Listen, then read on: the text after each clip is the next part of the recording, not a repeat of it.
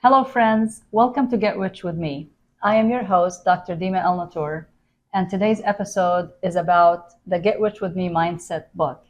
Most importantly, I have with me today a special guest, Jackie Robinson. Welcome back, Jackie. Well, thank you so much for having me. She was available today, and we figured we gotta take advantage of that time and absolutely bring her on the show so we can talk about this book because she actually read the book, and we're gonna read some snippets for you today and discuss it. Does that sound like a plan to you, Jackie? Yes, yeah? Of course. Wonderful. How is the weather today? Is everything good? Yes, beautiful. Of course, a beautiful day like today, and a nice book, that it's wonderful to read.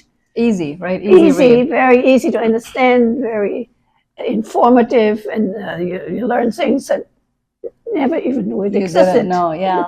So what I'm going to do today is we're going to talk about one of the chapters in the book that talks about specifically one of the myths or the lies that investing is only for the rich. Because you hear that a lot, Jackie, right? Where all the time. People say, I don't have a lot of money.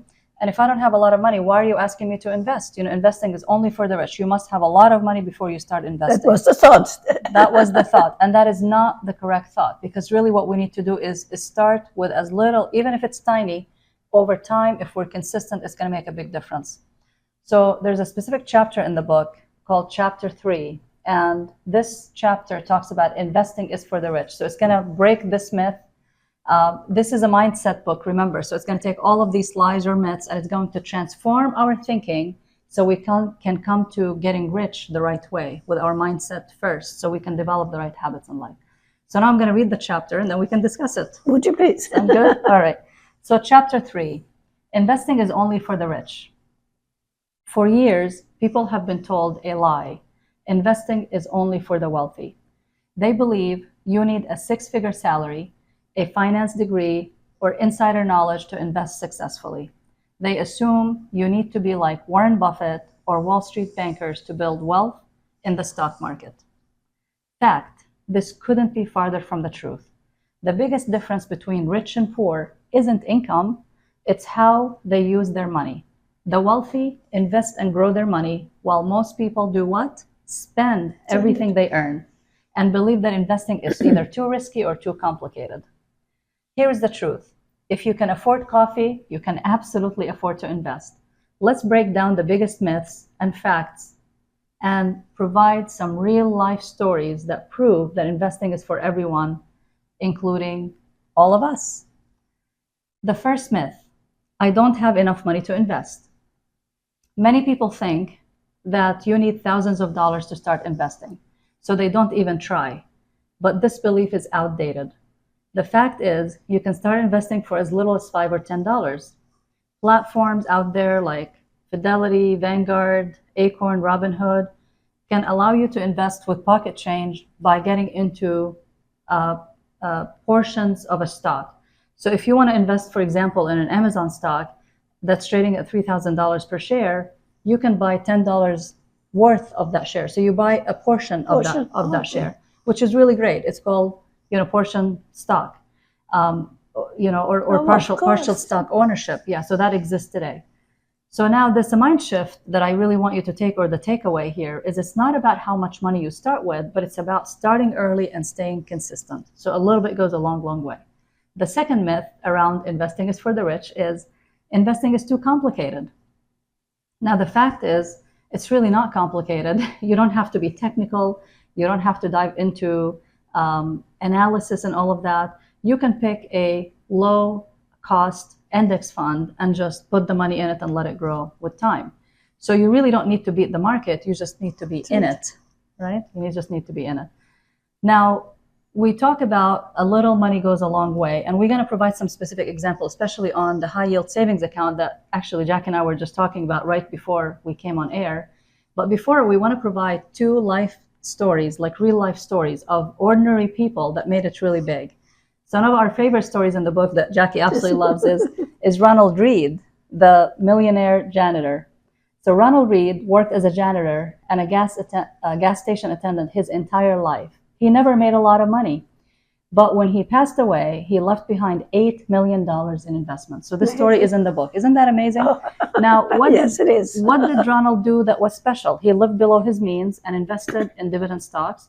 He reinvested his earnings and let compound interest do the work for him. And over decades, his investment grew up to multi-million-dollar fortune.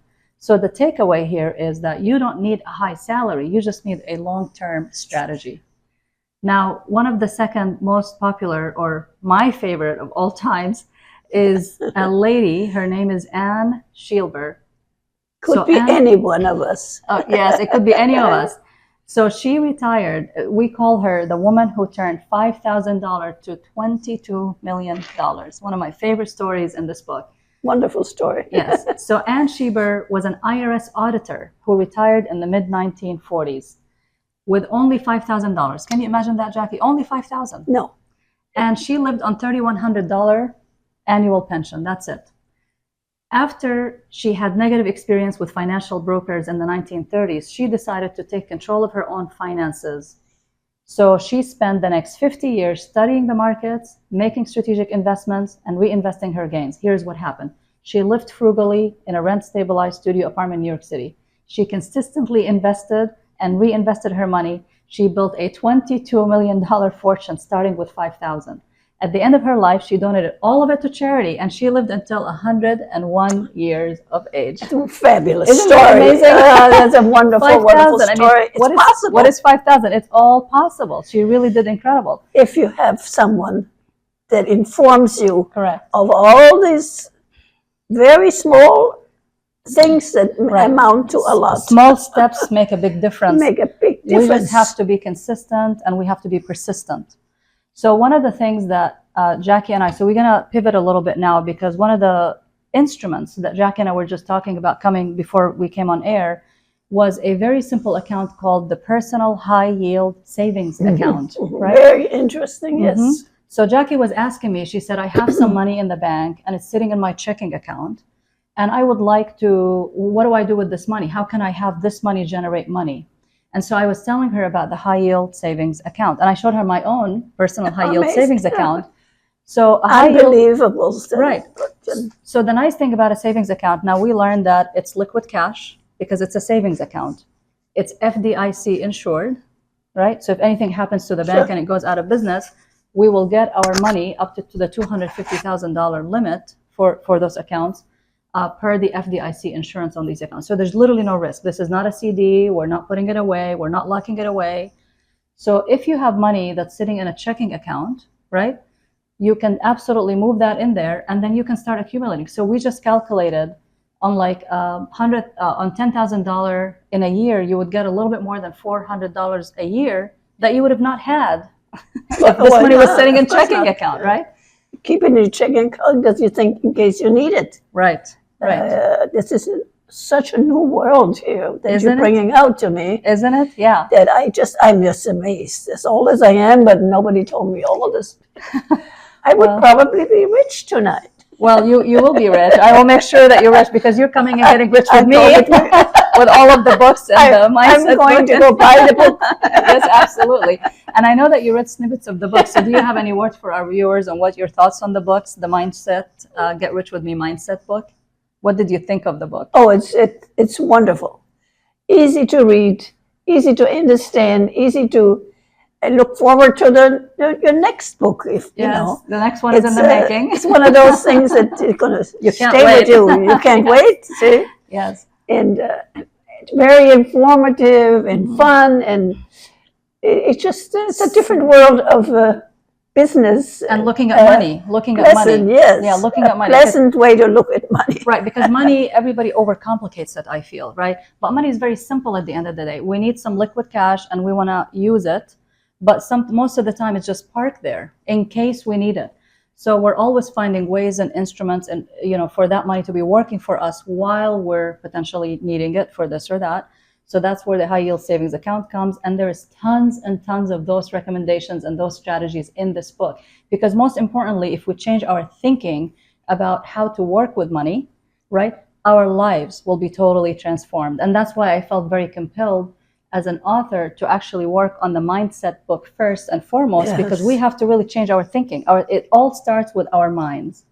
Right? Oh, of course. It all starts with our minds. And then stories like Anne, an IRS auditor, 5,000 to 22 million. Can you imagine? Yes, yes. There are a lot of rich incredible. people that started, very invested, right? Most millionaires are self-made in this country. We actually have an entire chapter that talks about that. And there are a lot of people also that come to a lot of money, like professional athletes, and they literally go bankrupt within 2 years of retirement. That or Right? people that win in the lotteries.